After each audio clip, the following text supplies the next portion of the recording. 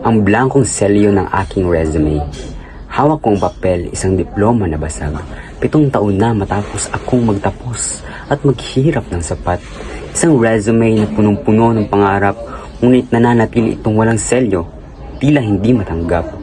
Ang salaysay ng aking buhay na inukit ng pag-asa at panalangin, ngayon papel na itinakwil lang sa hangin. Sa bawat pintuan ng kumpanya ng aking kinakatok at sinusubukang pasukin, ang tanging tungon ko lang. Kulang pa sa tunay na kasanayan at gulang. Pero paano ako magkakaroon kung wala namang pagkakataon? Ngunit ang kapalit, ang pintuan ng trabaho ay nakasara ng mahigpit. Paano ako hahakbang kung walang tulong na umaalay sa simula? Paano ako magkakaroon ng kasanayan kung pagkakataon ay itinakwil lang sa hangin?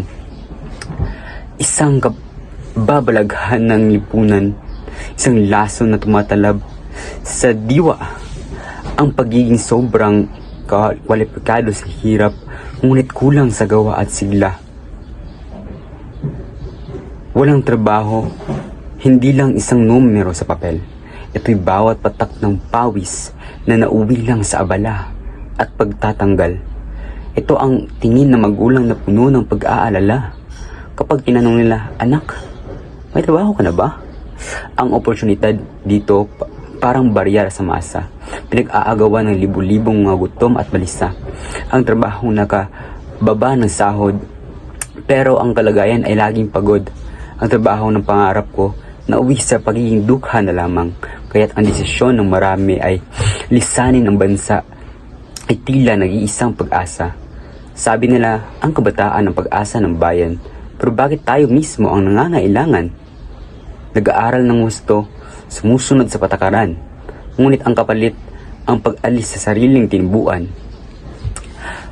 Kung pamahalaan at mga kumpanya ay hindi gagalaw at mag-iisip ng malalim, ang pagkakaubos ng talino ay lalamon sa ating bansa.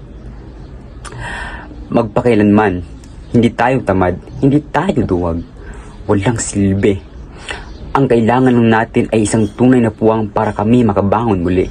Kaya ipinangako ko, ang kapital ay hindi lang pera.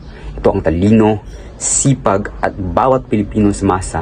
Sana darating ang araw na ang aking resume ay puno ng katuparan at ang blankong selyo sa trabaho ay mapapalitan ng karangalan. Ang aming pag-asa ay hindi na maging OFW kung maging manggagawa sa sariling bansa.